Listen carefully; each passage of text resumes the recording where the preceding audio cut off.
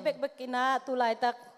online pan hitale itingai tampi tak ten mual hong liam san na hi manin toto kizuina tulai takin gibang ki khenina da na in nong khen male ni khani changina jesu melwa ka amal te to ki mukhom ki kina pasian phan na la sa khom ki ding hang chi toto pasian min phanang nei nung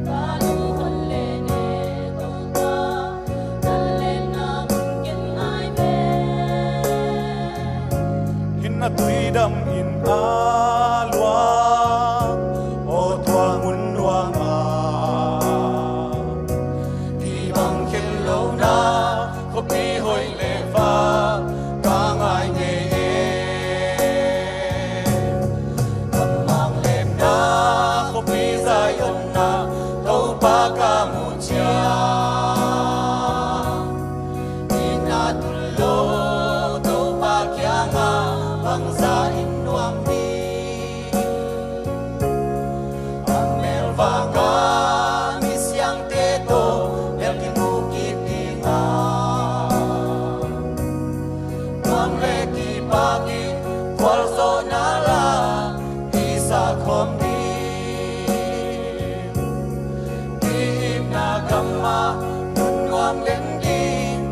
Hallelujah